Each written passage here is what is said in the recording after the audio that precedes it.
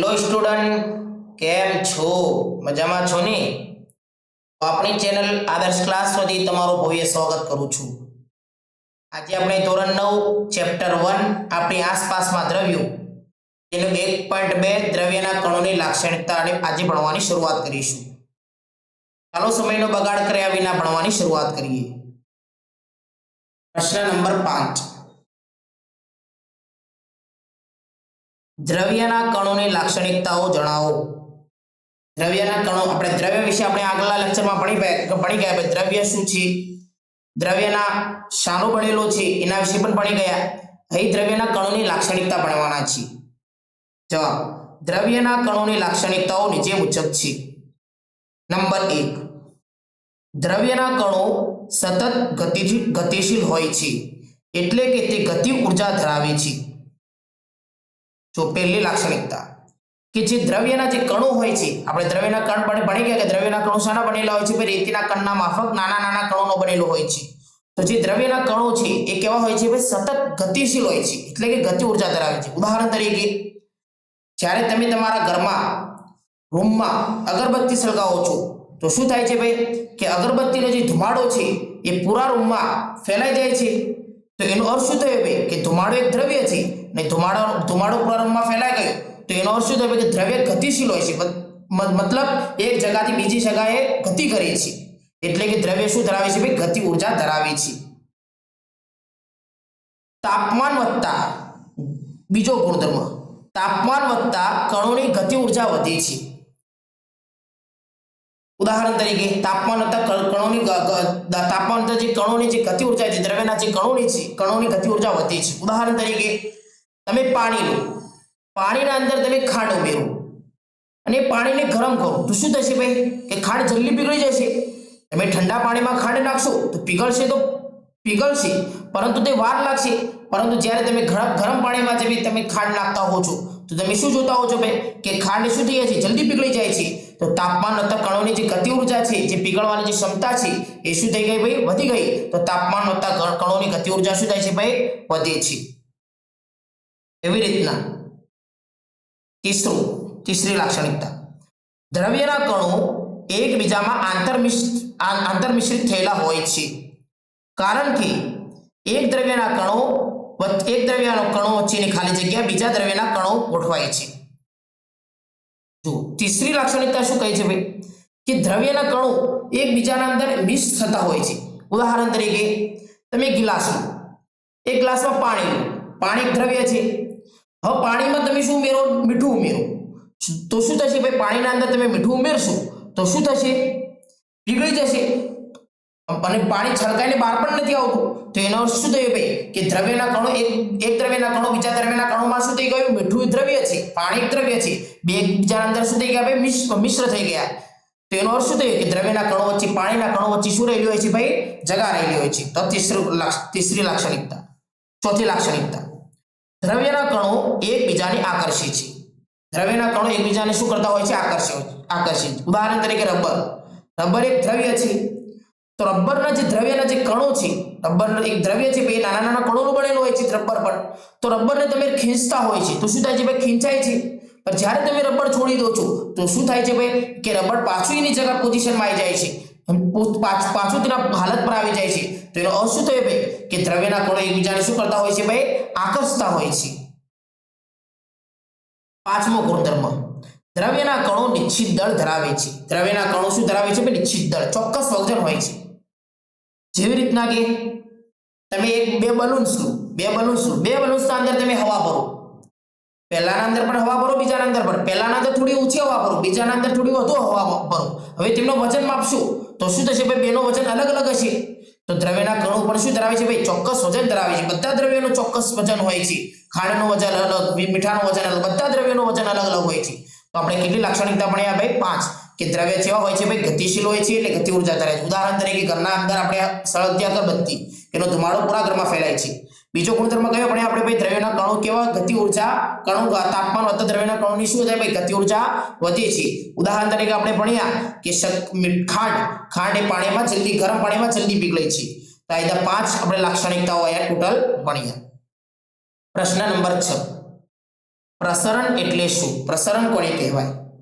જવાબ, બે જુદા જુદા પ્રકારના દ્રવ્યના કણોની એકબીજામાં આંતરમિશ્ર થવાની ઘટનાને પ્રસરણ કહે છે. બે જુદા જુદા પ્રકારના દ્રવ્ય, ઉદાહરણ તરીકે તમે એક ગ્લાસમાં પાણી, તો પાણી એક દ્રવ્ય છે. હવે પાણીમાં તમે મીઠું ઉમેરો, પાણીમાં શું ઉમેરી દો ભાઈ? મીઠું ઉમેરો, તો પાણી શું થશે? મીઠું શું થશે? પાણીમાં પીગળી જશે. તો એક દ્રવ્યના કણ, મીઠાના કણ અને બીજું દ્રવ્ય પાણીના કણ એકબીજામાં શું થયા? મિશ્ર થયા.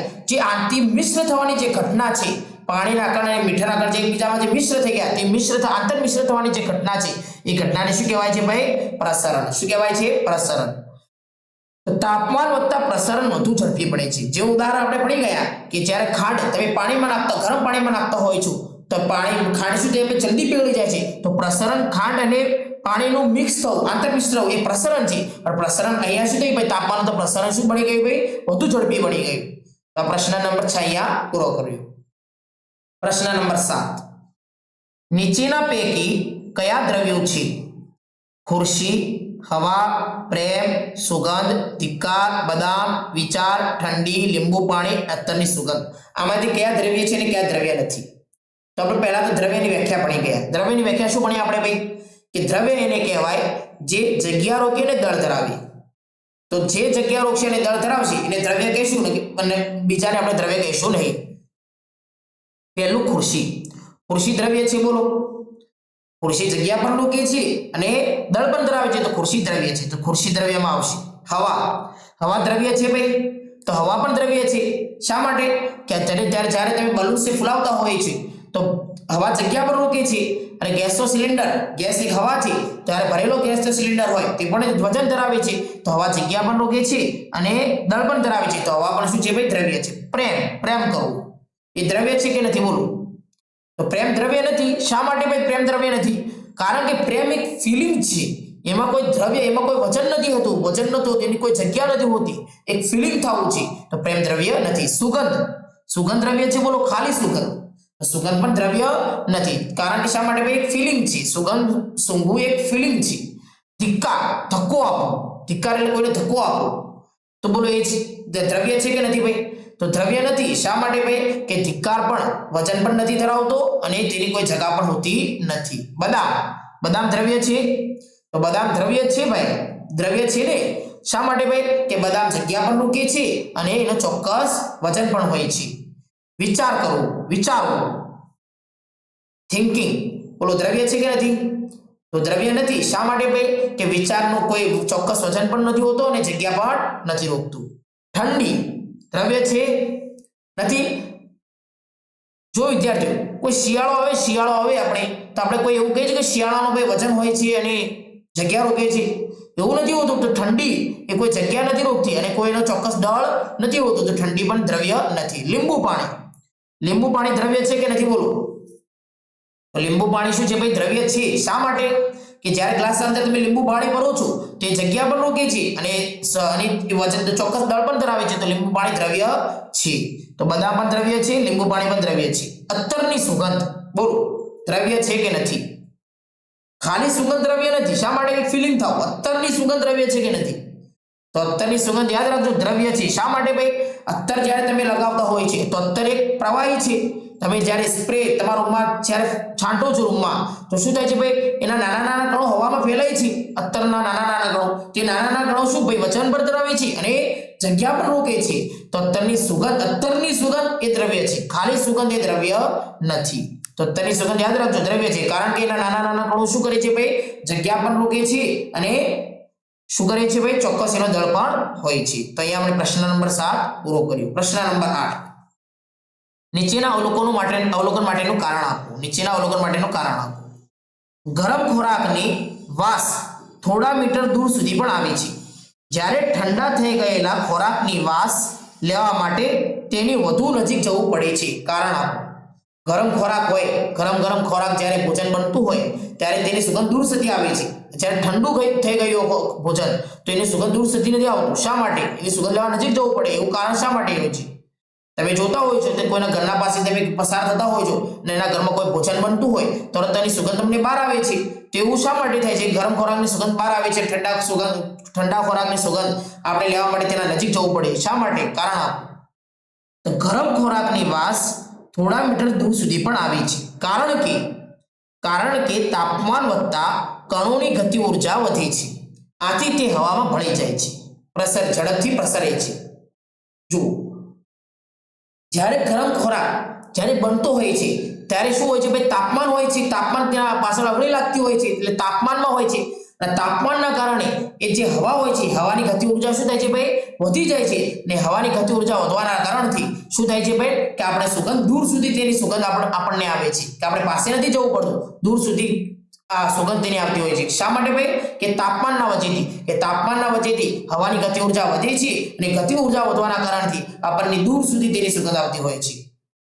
જ્યારે ઠંડા થઈ ગયેલા ખોરાકની વાસ લેવા માટે આપણે વધુ નજીક જવું પડે છે, કારણ કે અહીં કણોની ગતિ ઉર્જા ઓછી હોવાથી તેનું પ્રસરણ ધીમું થાય છે.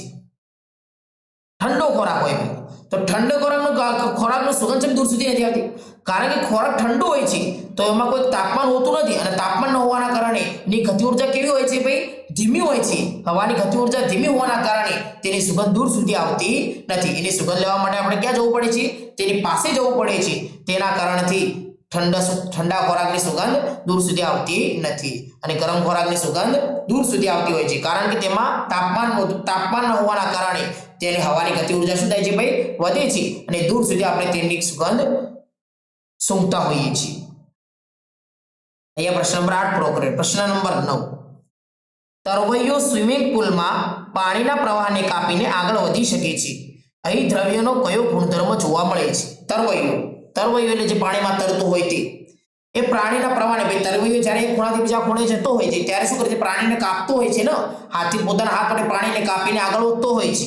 તો અહીં દ્રવ્યનો કયો ગુણધર્મ જોવા મળે છે? બોલો, દ્રવ્યનો કયો ગુણધર્મ તમને જોવા મળે છે?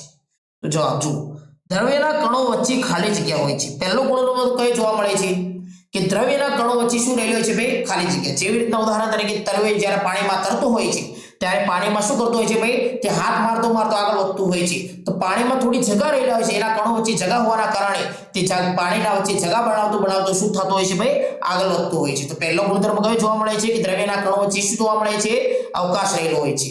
અને બીજો, થતા દ્રવ્યના કણો એકબીજાને આકર્ષે છે, કે દ્રવ્યના કણો, પાણીના કણો એ મનુષ્ય સાથે આકર્ષે છે, માણસ સાથે આકર્ષે છે, તો પાણી પણ દ્રવ્ય છે અને મનુષ્ય પણ દ્રવ્ય છે, તો એકબીજાના કણો એકબીજાના શું થયા ભાઈ, આકર્ષે છે. તો એક દ્રવ્યના કણો એકબીજાના આકર્ષણના લીધે અહીં તરવૈયો આગળ વધતો હોય છે. તો અહીં દ્રવ્યનો આ ગુણધર્મ જોવા મળે છે. તો એ પ્રશ્ન નંબર, અહીંયા આપણે બે ગુણધર્મ જોયા. એક, દ્રવ્યના કણો વચ્ચે શું રહેલો છે ભાઈ, ખાલી જગ્યા, અને બીજો ગુણધર્મ કયો જોયો ભાઈ, કે દ્રવ્યના કણો એકબીજાને શું કરતા હોય છે, આકર્ષતા હોય છે. પ્રશ્ન નંબર 10, દ્રવ્યના કણોમાં કયા પ્રકારની લાક્ષણિકતા હોય છે? દ્રવ્યના કણોમાં કયા પ્રકારની લાક્ષણિકતા હોય છે? જો આપણે પ્રશ્ન નંબર આગળ પ્રશ્નમાં દ્રવ્યના કણોની લાક્ષણિકતા ભણી ગયા, એ જ છે આ પ્રશ્ન, આ કોઈ અલગ નથી. ખાલી તમને આ પ્રશ્ન અહીંયા એ પૂછ્યો છે કે દ્રવ્યના કણોમાં કયા પ્રકારની લાક્ષણિકતા હોય છે. એ દ્રવ્યના કણોની લાક્ષણિકતા અને દ્રવ્યના કણોમાં કઈ લાક્ષણિકતા, મતલબ કોઈ અલગ નથી, થોડો ફરક છે.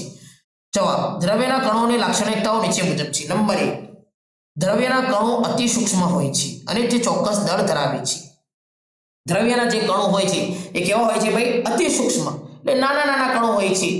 જે રીતના કે ઉદાહરણ તરીકે તમે જોયું છે કે શાઈનું ટીપું જ્યારે તમે પાણીમાં ઉમેરતા હોય છો તો થોડી વાર પછી તમે જોતા હો છો તો કે પાણી આખું પૂરું શાય કલરનું થઈ જાય છે ગ્લાસના અંદર. તો એનો અર્થ શું, છાય તો આપણે જે શાયનું જે ટીપું હતું એક જ ટીપું હતું અને પૂરા પાણીને શાય કલરનું કરી નાખ્યું. તેનો અર્થ શું થાય ભાઈ, કે દ્રવ્યના કણોના શાયના જે કણો હતા નાના એ અતિ સૂક્ષ્મ હતા, એ પૂરા પાણીમાં શું થઈ ગયા ભાઈ, ફેલાઈ ગયા. એવી રીતના તમે જોતા હશો કે ખાંડ જ્યારે તમે પાણીમાં નાખતા હો છો તો શું થાય છે, ખાંડ પાણીમાં પીગળી જાય છે. ખાંડના કણો આપણને દેખાય છે, નથી દેખાતા, છતાં પણ આપણને પાણી કેવું લાગતું હોય છે, જ્યારે ખાંડ તમે પાણીમાં પીગળેલી હોય છે તો પાણી કેવું લાગતું હોય છે ભાઈ, મીઠું. તો પાણી મીઠું લાગે છે, તેનો અર્થ શું થાય ભાઈ, કે પાણીના અંદર હજુ ખાંડના કણો રહેલા છે જે અતિ સૂક્ષ્મ છે, એકદમ નાના છે, જે નરી આંખે જોઈ શકાતા નથી. અને દ્રવ્ય શું ધરાવે ભાઈ, ચોક્કસ દળ પણ ધરાવે છે, દ્રવ્યનો ચોક્કસ વજન પણ હોય છે. બીજી લાક્ષણિકતા દ્રવ્યના કણોમાં કઈ હોય છે, દ્રવ્યના કણો વચ્ચે ખાલી જગ્યા રહેલી હોય છે. એનું ઉદાહરણ આપણે ભણી ગયા કે જ્યારે ખાંડને તમે પાણીમાં પીગાળો છો તો ખાંડ જલ્દીથી પીગળી જાય છે, ખાંડ પાણીમાં પીગળી જાય છે. તો એનો અર્થ શું થાય ભાઈ, કે કે પાણીના કણો વચ્ચે શું રહેલી હોય છે ભાઈ? અવકાશ. દ્રવ્યના કણો વચ્ચે શું રહેલું હોય છે ભાઈ? અવકાશ એટલે જગા રહેલી હોય છે. તેથી એક દ્રવ્ય બીજા દ્રવ્યમાં સરળતાથી મિશ્ર થઈ શકે છે. દ્રવ્યના કણો વચ્ચે જગા હોવાના કારણે એક દ્રવ્યના કણો બીજા દ્રવ્યના કણોમાં સરળતાથી મિશ્ર થઈ જાય છે. ત્રીજી લાક્ષણિકતા, દ્રવ્યના કણો સતત ગતિશીલ હોય છે. આપણે ભણી ગયા એટલે કે ગતિ ઉર્જા ધરાવે છે અને તાપમાન વધતા કણોની ગતિ ઉર્જા વધી છે. તો આપણે ભણી ગયા કે દ્રવ્યના કણો ગતિશીલ હોય છે. ઉદાહરણ આપણે ભણ્યા હતા કે અગરબત્તી, જ્યારે તમે અગરબત્તીને તમારા રૂમમાં સળગાવતા હોવો છો તો તેનો ધુમાડો પૂરા રૂમમાં ફેલાઈ જાય છે. તો એનો અર્થ શું થાય કે દ્રવ્યના જે કણો છે એ શું છે? ગતિશીલ છે, એટલે ગતિ ઉર્જા ધરાવે છે. એક જગાથી બીજી જગા થાય છે. અને તાપમાન વધતા દ્રવ્યના કણોની ગતિ ઉર્જા વધે છે. એ પણ ભણી ગયા ગરમ પાણીમાં જ્યારે તમે ખાંડ ઉમેરતા હોય છો તો ખાંડ શું થઈ જાય છે ભાઈ? જલ્દી પીગળી જાય છે. ચોથો ગુણધર્મ, દ્રવ્યના કણો એકબીજાને આકર્ષે છે. દ્રવ્યના જે કણો હોય છે એકબીજાને આકર્ષે છે. એનું ઉદાહરણ આપણે ભણી ગયા કે જ્યારે રબડ, તમે આ બે રબડ છે ત્યારે તમે એકબીજાને ખીંચો છો તો શું ભાઈ? રબડ ખીંચાય છે, પરંતુ જ્યારે તમે છોડી દો છો તો વાપસ શું થઈ જાય ભાઈ? એટલે પોઝિશનમાં આવી જાય છે. તો એનો અર્થ શું થયો કે દ્રવ્યના કણો એકબીજાને શું કરે છે ભાઈ? આકર્ષે છે. તો અહીં આપણે આ લેક્ચર પૂરો કરીએ છીએ. જો તમને લેક્ચર સારું લાગ્યું હોય તો ચોક્કસ મને કોમેન્ટ કરીને જવાબ આપો. ચાલો આપણે નેક્સ્ટ લેક્ચરમાં મળીએ.